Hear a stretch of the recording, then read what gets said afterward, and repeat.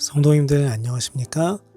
오늘 새벽기도 말씀 범위는 민수기 35장입니다. 민수기 35장은 레위 지파에게 준 성읍과 도피성에 관한 내용이 기록되어 있습니다.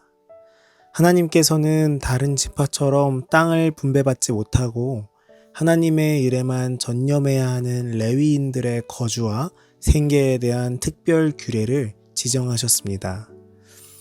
이스라엘 12지파는 자신들이 차지한 성읍 가운데 총 48개의 성읍을 기업이 주어지지 않은 레위지파를 위하여 내어주었습니다.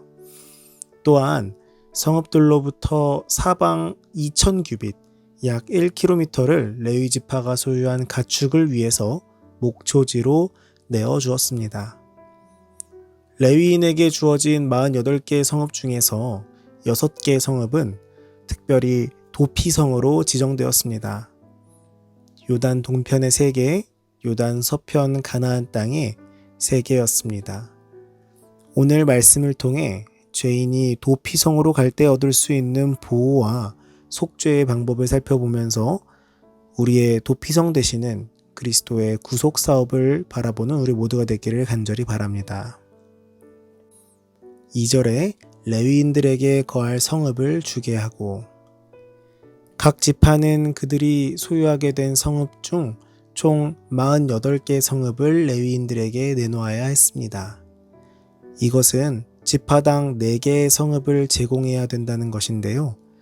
그러나 많이 받은 자가 많이 떼어주라 고 하셨기 때문에 일률적으로 4개씩 내어놓지는 않았을 것이라고 생각합니다.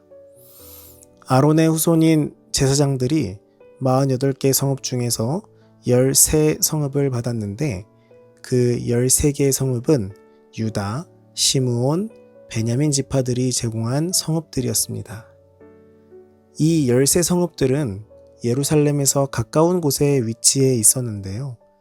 이것은 제사장들의 편의를 위해 그렇게 정한 것으로 보여집니다. 레위인을 위한 성읍이 각 지파에 흩어져 있었으므로 자연히 레위인들도 전국에 흩어져 살게 됐습니다. 성소에서 멀리 떨어져 살면서 어떻게 성소 봉사를 하느냐는 의문이 생기지만 레위인들은 평소에는 자기 집에서 생활하다가 자기 빈차에 차례가 오면 그 기간 동안만 예루살렘 성소에 가서 봉사했을 것입니다. 당시 레위인들의 인구를 민수기 26장에 계수한 대로 5만 명 정도였다고 생각을 한다면 한 성읍당 1000명 이상의 레위인이 살고 있었을 것이라고 추측합니다. 6절에 살인자로 피케할 도피성으로 6성읍이요. 도피성은 일종의 성소로서 믿음으로 그분께 피하는 자들에게 피난처가 되어주시는 그리스도의 표상이었습니다. 이 성읍들의 지정은 그릇 살인한 자로 그리로 피하게 하라는 의도를 갖고 있었습니다. 이 자비로운 제도는 사적 복수의 관습이 있던 옛날에는 필요했습니다. 그때에는 살인자에 대한 형벌이 피해자의 가장 가까운 친척이나 상속인에게 부과되어 있었습니다. 죄와 증거가 분명한 경우에는 법관의 취조까지 기다릴 필요가 없었습니다. 복수자는 어디든지 죄인을 추적하여 발견하는 대로 그를 죽일 수 있었습니다. 그러나 하나님께서는 실수로 사람을 죽인 자의 안전을 보장할 길을 마련하셨습니다. 12절에 보수할 자, 일반적으로 구속하다, 친족의 의무를 행하다 라는 의미를 가지고 있는 고엘이라는 단어에서 파생된 단어입니다. 고엘은 여러 가지 의무를 가지고 있었는데 그 가운데 하나가 친족을 죽인 자에게 복수하는 것이었습니다.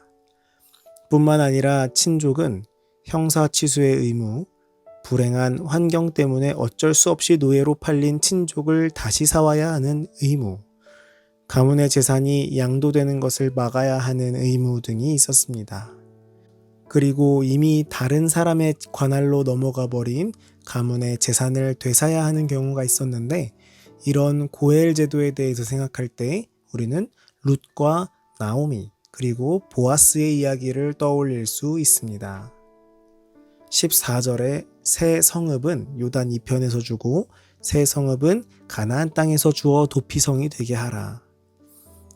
도피성은 가나안 땅 어느 곳에서든지 한나절 안에 갈 수 있는 곳에 분산 배치되었습니다. 도피성으로 가는 길은 언제나 평탄하도록 잘 손질하였습니다. 그 모든 길을 따라 표주들을 세워 도망하는 자가 일순간도 지체하지 않도록 분명하고도 큰 글씨로 도피란 말을 기록하여 두었습니다. 히브리이나 이방인이나 우거하는 자들이나 누구든지 도피성을 이용할 수 있었습니다. 그러나 무죄한 자를 성급히 죽이지 말아야 하는 반면에 실제로 죄가 있는 자는 결코 형벌을 피하지 못하게 했습니다. 올바른 집권자가 도피자의 사건을 공정히 심판하여 고의적으로 살해하지 않은 일이 분명한 자만을 도피성에서 보호하였습니다. 그러나 범죄자는 복수자의 손에 넘겨주었습니다. 보호를 받을 만한 자격이 있는 자는 지정된 보호소 안에 체류한다는 조건으로만 받아들여졌습니다. 26절에 대제사장의 죽기까지. 피고인은 도피성의 법규에 순종하며 그 안에서 살아갈 때에만 안전하였습니다. 그렇게 함으로 그는 사실상 레위인의 보호, 곧 교회의 보호 아래에 있게 되었으며 따라서 그는 대제사장에게 종속되었습니다. 30절에 고살자를 증인들의 말에 따라서 죽일 것이나 한 증인의 증거만 따라서 죽이지 말 것이요. 살인죄에 대해서 신문할 때 비록 그에 대한 분명한 증거가 있다 할지라도 한 사람의 증언으로는 피고인을 정죄하지 말아야 했습니다. 이스라엘을 위하여 이 같은 지시를 모세에게 주신 이는 그리스도셨습니다. 예수님께서는 인성을 쓰시고 이 땅에 오셔서 당신의 제자들과 함께 계시면서 그들에게 범죄자를 처리하는 법을 가르치실 때에 한 사람의 증언으로 무죄 석방하거나 유죄 선고를 하지 말아야 한다는 교훈을 반복하셨습니다. 우리는 고대 하나님의 백성을 위해 지정된 도피성을 통해 그리스도를 바라볼 수 있습니다. 도피성은 그리스도 안에 준비된 피난처의 상징이었습니다.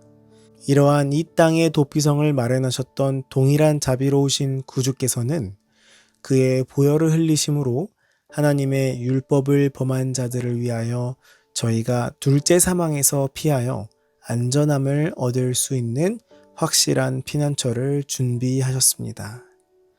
어떠한 권세도 용서를 받기 위하여 그리스도께 나아가는 영혼을 그의 손에서 빼앗을 수 없습니다.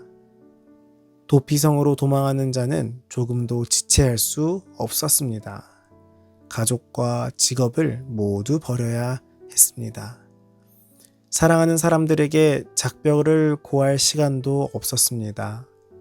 생명이 위태롭기 때문에 안전한 땅으로 피하는 이 한 가지 목적을 위하여 다른 모든 이해관계를 포기해야 했습니다. 그리고 도피성 밖으로 나가는 죄인은 복수자의 손에서부터 안전할 수 없었습니다. 그들은 반드시 하나님께서 정하신 방법을 따라야지만이 살 수 있었습니다. 오늘 우리는 말씀을 통해 우리의 유일한 도피성은 오직 그리스도 안에 거하는 것뿐이라는 사실을 다시 한번 깨닫게 됩니다. 대제사장이 죽으면 도피성의 죄인이 완전히 용서받는 것처럼 우리의 죄도 대제사장이신 그리스도의 죽음과 희생으로만 용서를 받는다는 사실을 기억해야 합니다. 죄의 세상에서는 우리가 어디로 도망치든지 죄가 우리를 쫓아옵니다. 그러나 도피성이신 예수 그리스도 안에 있을 때 우리는 비로소 용서와 구원을 얻게 됩니다. 우리에게 이런 도피성이 되어주신 예수 그리스도를 기억하며 그분 품 안에서 온전한 평안을 누리는 우리 모두가 되기를 간절히 바랍니다. 오늘은 청년반 안의진 청년을 위해 기도하겠습니다. 하늘에 계신 아버지, 오늘도 주님 앞에 나아올 수 있도록 인도하심에 감사합니다. 오늘은 안의진 청년을 위해 기도합니다.